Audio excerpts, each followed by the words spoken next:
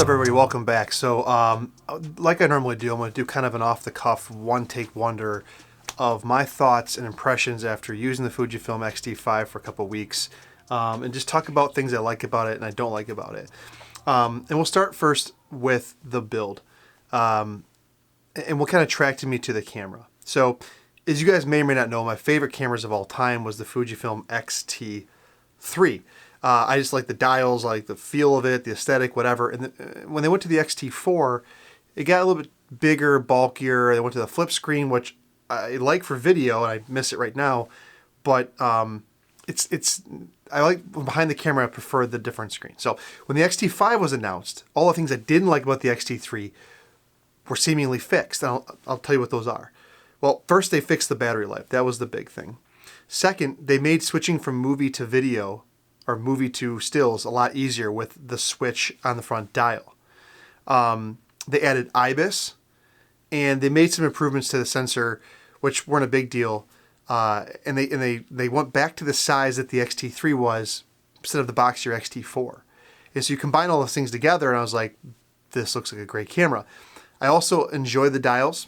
I also have a problem with them, but I enjoy the dials. Some of the most recent Fuji cameras have removed the SCM switch in the front for single, continuous, or manual focus.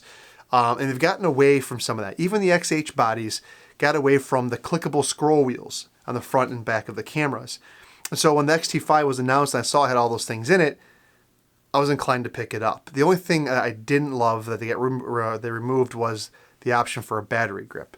I had the battery grip on my XT3 for a while. I really liked it, especially when you mate that with bigger lenses. But they did give the XT5 the option of a kind of a Arca Swiss plate grip, and I have it on my camera right now. So that kind of helps with the bigger lenses, but I still wish I could kind of flip the camera and go portrait if I was shooting some portraits like that.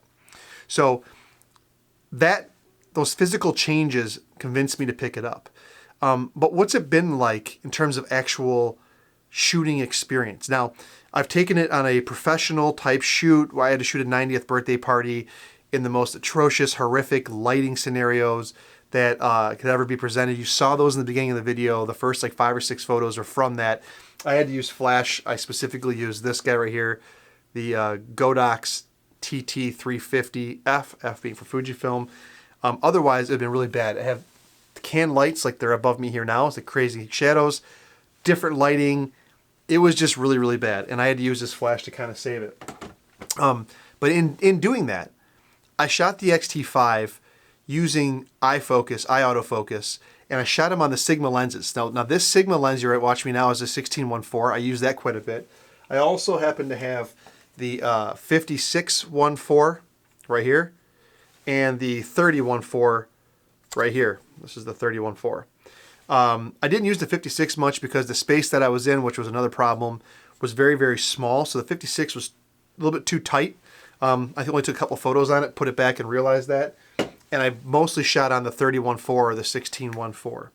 And I tell you all this because Fuji makes great lenses, but these Sigma lenses aren't terrible, but I've always been worried about autofocus performance on them. With the XT5, I would say that that's alleviated. It detects the eye quickly. It keeps the focus.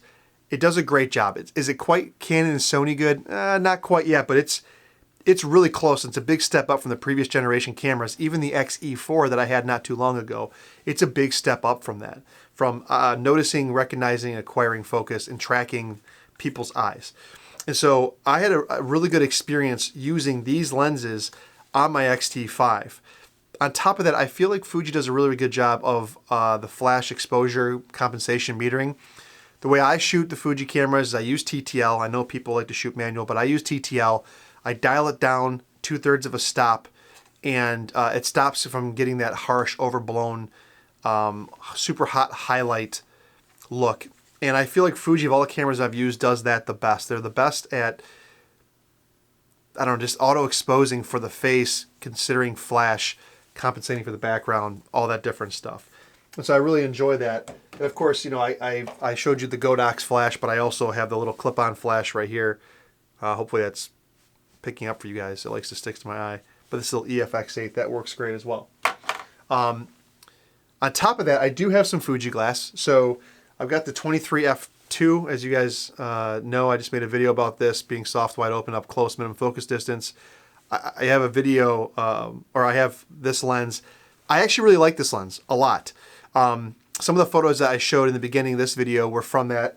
And also I have the WR version of the 27mm 2.8.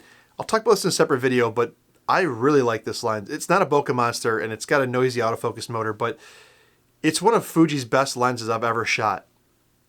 Yes, and I've shot their other good stuff like the 16-1.4, 33-1, or the 18-1.4, all those other lenses. This is a really, really, really great lens, which is probably why you can't find it. It's hard to get right now. And to say all that, I feel like the XT5, when you combine the battery life, the IBIS, the better autofocus, yada, yada, yada, you go back to the XT3 style screen, the XT3 style size body, it's awesome. And I really enjoy it. On top of that, like I mentioned, it's truly more of a hybrid camera now to switch from video to stills quickly with that toggle in the front. And I'm just finding myself with the smaller lenses, not the bigger Sigma lenses, but the smaller Fuji lenses, taking this thing everywhere. To the point where knowing that I shoot videos of my kids, like I put up right now, and photos, I don't bring my Leica around as much.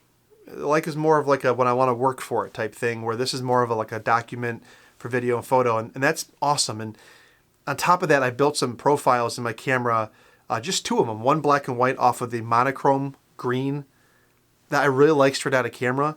And then also the XT5 has nostalgic negative. Nostalgic negative, when I tried it on the GFX 50S2, I don't think I understood it. But now with this camera, I'm using it and I really like it. It's got a very natural, clean look to it, but the highlights are a little bit warm and it's not overdone, not Instagrammy. I really like it. And I've been using those and I'm very happy with those looks out of camera. And if I want to get a little creative, I'll do a classic negative, kind of throw some stuff at it. I'm just enjoying it. And so it's less time away, sitting in front of a computer, trying to edit photos. I will if I have to. I have the Capture One Fujifilm edition downloaded. It's easy to drop some of the stuff I like in there and just do it. But I'm really enjoying the simplicity and the ease of use and all that stuff of this camera. Now, let's talk about like weather sealing and stuff like that. I don't actually know what weather sealing means. I get the feeling that Nikon and Olympus, they take their weather sealing, even Canon, take their weather sealing very seriously. With Fuji, I've heard mixed results. I've never personally had a problem. The only testament I can say is this XT5. I actually took this skiing, not just last weekend, but about a month ago, and I dumped it in the snow like I did my Olympus camera when I had it out in Park City, Utah. And it was all smashed up in the dials with snow. I blew it, just took my mouth and blew it off. No problem whatsoever. The camera never skipped a beat. And so from that perspective, what more can I ask for, right? I've had it out in 0-degree weather, smashed with snow, and I have not seen an issue with it so far. So that's great. But there are a couple things I think that are not great. And they're coincidentally some of the things I love. I had the same problem on the XT3. I shot a wedding with an XT3 and I actually screwed up a bunch of pictures because of this, and it has to do with the dials and knobs themselves. We'll start with the SCM switch. The SCM switch is something I love. I love having it right in front of the camera to go from single to continuous to manual focus. But when that's hanging off my hip and I'm kind of walking through things, that tends to get bumped. And sometimes I'll pick the camera up and all of a sudden I'm in manual focus. It's an easy, quick flip of the switch to come out of it, but if that moment's happening real quick, you could miss it. The second one is the exposure compensation dial. I don't know why, but they should make the exposure compensation dial a locking dial. I don't know why they don't do that. Many a times I'll bump it and it'll be in like +1 or +2 or -1 and -2 exposure comp, and that drives me crazy. Now, obviously, if you shoot fully manual, in other words, you're setting your own aperture, you're setting your own ISO, and you're setting your own shutter speed, that dial doesn't do anything. But there's times where I often will shoot with automatic ISO or with automatic shutter speed and just work the aperture for aperture priority. And that gets bumped, and that kind of throws me off. I don't like that. The third thing I've noticed, and I think this is new to this camera, I never had this issue on the XT3, on the drive dial on the left-hand side, underneath the ISO dial, there's, where you put single, continuous, shutter, or whatever, there's an HDR option. I don't know why they made HDR the very first turn on the dial, or the very first dial option, and single's the second one. because sometimes that front dial gets bumped and all of a sudden I'm in HDR and I'm firing off 3 shots and it's combining images and I'm like, what the heck? And then you look down and it's in HDR mode. Again, it has to do with the dials and stuff getting bumped, and I wish all these dials had a locking mechanism to them to prevent that from happening. Again, it's not a big deal. You can quickly come out of it and figure it out, but Sony on the a7 IV, they have a similar implementation of how to switch from movie to stills. And on the front button, they have this, you have to push it in and then turn it. And so without that combination, you can't just bump it and graze it and move it. On the XT5, you can. And so those are some of the things that have been a problem for me. You know, I've seen reports of high ISO noise being an issue. I don't know. I feel like it's similar to the prior generations. And like all Fuji cameras, I actually enjoy their noise pattern. You get some of the older Canon cameras and stuff like that, even some Sony cameras, the noise pattern is really ugly. On the Fujifilm cameras, I don't mind shooting at 6400 ISO because the noise is not, to me, offensive. And so that's okay. With 1.4 lenses or even f2 lenses, you don't get into the high ISO stuff very much anyways as it is. But when I do have to use those high ISOs, it's totally okay for me.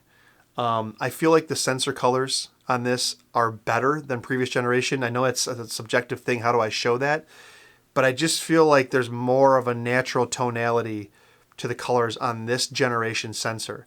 I actually didn't want the 40 megapixel sensor. I have no attraction to high megapixel cameras, really. I prefer this be the 26 megapixel stacked sensor for the faster readout and all that different stuff and keep the megapixel count down. But in saying that, I feel like whatever they did in this 40 megapixel sensor, the color is a little bit better. It's almost like they went back to the XT2 type of color palette in some ways, and I enjoy that. And so I'm just loving the camera overall. It's been really, really good.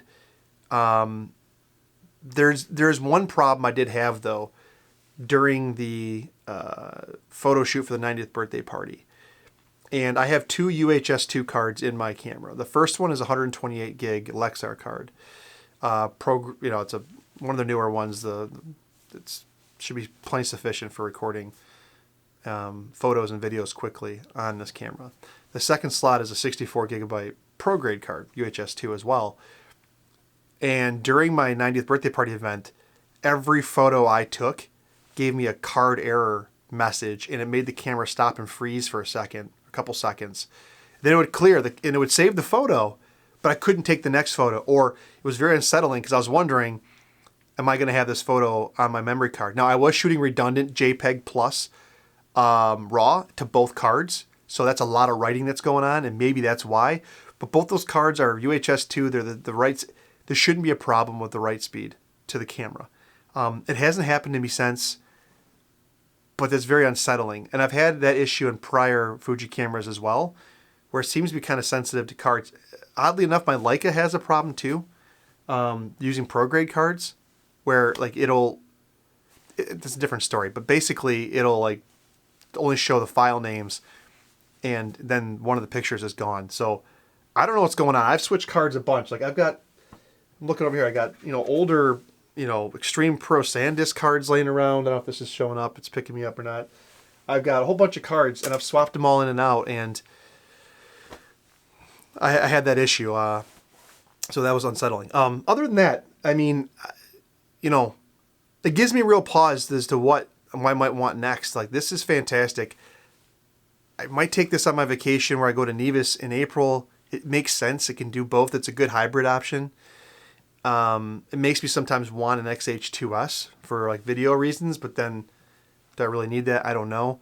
And it really makes me look forward to the X Pro 4, whatever that is, whenever it comes out, because, I enjoy that style rangefinder body. It gets me closer to my Leica feel, but it has the nice amenities of the Fuji cameras. So, in short, I would say if you don't need the flip screen and the bigger grip and the body of an XH2 or XH2S, I think this is a really good option. I'm disappointed they didn't include a battery grip option. I don't know why. It seems like a silly thing to kind of not do, but they didn't do it.